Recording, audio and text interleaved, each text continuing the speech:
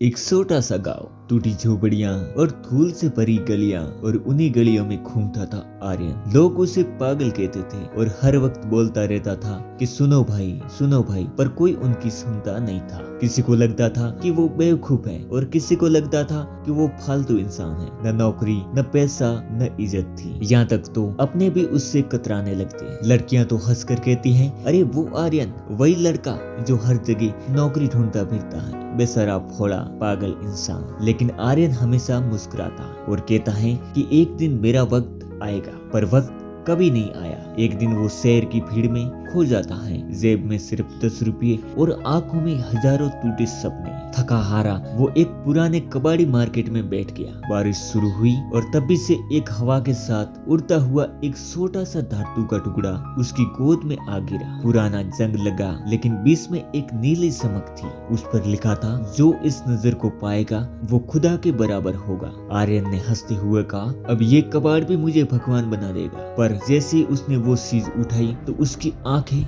नीली रोशनी में फैल गई और वो डर गया। लेकिन तब तक देर हो चुकी थी। अगली सुबह उसे एक अलग महसूस हुआ। बाजार में एक आदमी उस पर चिल्लाया। आर्यन ने बस उसकी आंखों में देखा। वो आदमी अचानक शांत हो गया, बदल गया, और वो समझ गया कि इसकी आंखों में अब शक्ति है। जो भी कोई उसकी आंखों में देखता है वो उसकी बात मानता है। अब सब कुछ बदल गया था। जिन्होंने उसे कभी ठुकराया था वो उसके आगे झुकते हैं। जो लड़कियां उन पर हंसती थी अब उसकी एक झलक पाने के लिए वो तरसती हैं। दोस्त दुश्मन सब उसके पैरों में थे। आर्यन अब वो बेकार लड़का नहीं रहा, पर शहर का सबसे बड़ा किंग बन गया। महंगे कपड़े, गाड़ियां, बंगला, हर जगह उसका नाम था और हर टीवी पर उसका नाम था। रातों रात उभरता हुआ बिजनेसमैन आर्यन। पर जैसे जैसे ऊंचाइयां बढ़ी तो उसके अंदर का इंसान मर गया। अब आर्यन मुस्कुराता नहीं था। उसकी नजर से लोग डरते थे और कहते हैं कि जो भी इसकी आंखों में देखता है तो सामने वाला सिर्फ उसकी बात नहीं मानता, अपनी आत्मा को छुपा देता है। वो ताकतवर हो गया था, इतना ताकतवर कि वो किसी को मिटाने में और बनवाने में सिर्फ 1 मिनट का समय लगता था। फिर एक रात वो वापस उसी जगह गया, कबाड़ी मार्केट, जहाँ सब कुछ शुरू हुआ था। बारिश हो रही थी, हवा वही थी, बस उसकी आंखों में आंसू थे। और वो बोला, मैंने सब कुछ पा लिया लेकिन सब कुछ खो दिया। माँ की दुआएं, दोस्तों की हंसी और अपनी इंसानियत। उसने वो धातु का टुकड़ा जमीन में गाड़ दिया और उसे जैसे ही छोड़ दिया, नीली रोशनी आसमान में फैल गई। आर्यन वही गिर पड़ा। उसने सांस ली और मुस्कुराने लगा, क्योंकि उसे पहली बार सुकून मिला था। अगली सुबह गांव वालों ने देखा कि वो फिर से वही पुराना आर्यन बन चुका है, पर अब उसके पास कुछ और था, इज्जत और सबका प्यार। वो अब दुनिया का सबसे बड़ा आदमी नहीं था, लेकिन सबसे बड़ा इंसान जरूर था।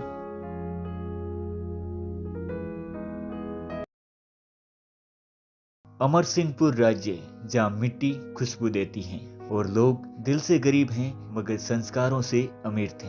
यहीं रहता था किसान हरिदास और उनकी पत्नी सरस्वती, और उनके 3 बच्चे थे, राघव, गोपाल और गौरी। अकाल पड़ा, खेत सूखे और किस्मत ने बारी बारी माता पिता दोनों को छीन लिए। 3 बच्चे अनाथ थे, पर राघव ने 8 साल की उम्र में ही संसार का बोझ कंधे पर उठा लिया। राघव ने रोना छोड़ दिया था, क्योंकि आंसू उसके छोटे भाई बहन के सामने कमजोर लगते थे। वो सुबह मंदिर की घंटियां बजाता था और दोपहर खेतों में मजदूरी करता था। रात को भाई बहन को कहानी सुनाकर सुलाता था। गाँव वाले कहते हैं कि ये बच्चा नहीं है, तप करने वाला सृष्टि है। जैसे जैसे वक्त बीता, भाई गोपाल जवान हो गया। राघव ने अपने खून पसीने से उसकी शादी कमला से कराई, पर शादी के कुछ दिन बाद कमला ने शहर खोला। तेरा भाई तो तुझे नौकर समझता है, सब कुछ उसी के नाम पर है। गोपाल भी बदल गया। भैया, अब ये घर मेरा है, आप चले जाओ यहाँ से। राघव मुस्कुराया और बोला, जिसे अपना कहते हैं उससे युद्ध नहीं करते। राघव चुपचाप चला गया। वो गौरी के पास पहुंचा, जैसे उसने बेटी की तरह पाला था, पर गौरी का दिल एक सैनिक विजय सिंह में बस चुका था। उसने साफ कहा, भैया, अब मेरी जिंदगी मैं खुद तय करूंगी, आप यहाँ मत रहो। राघव की आंखें भर आई, मगर आवाज शांत रही। ठीक है बहन, मैं चला जाऊंगा, आप खुश रहो। जंगल और उसकी पनाह बन गया। एक टूटी झोपड़ी, आग की राख और आसमान ही उनका परिवार था।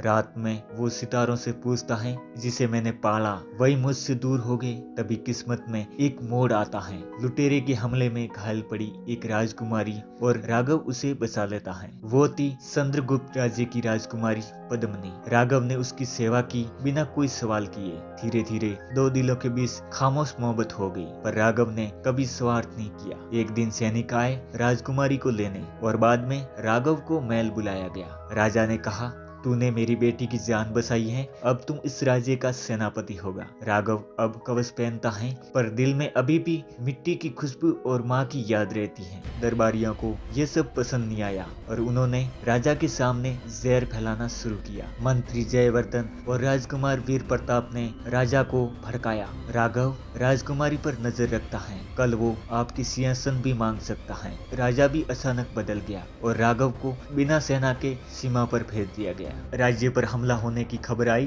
तो राघव वापस लौटा, पर महल में सामान नहीं था, लेकिन विश्वासघात उनका इंतजार कर रहा था। पद्मिनी ने उसे बाग में बुलाया, लेकिन पीछे सैनिक छुपे थे। पद्मिनी की आंखें भीगी थी और बोली, राघव, राज्य को बचाने के लिए मुझे ये सब करना पड़ा, माफ करना। राघव बोला, वो तेरी हर नजर, हर आंसू सब झूठ थे। सैनिकों ने हमला किया, लेकिन राघव ने अकेले ही तलवारों से उसे गिरा दिया, पर खुद घायल हो गया और राघव जमीन पर गिर पड़ा। उसने आसमान की तरफ देखकर बोला, माँ, मैं थक चुका हूँ, मैं आ रहा हूँ आपके साथ। सुबह जंगल में उसकी सीता जलाई गई। वहीं एक कुंड बना, राघव कुंड, और हवा में एक आवाज गूंजती है और कहती है, जिसे सबने छोड़ा वो आज भी सबका सहारा है।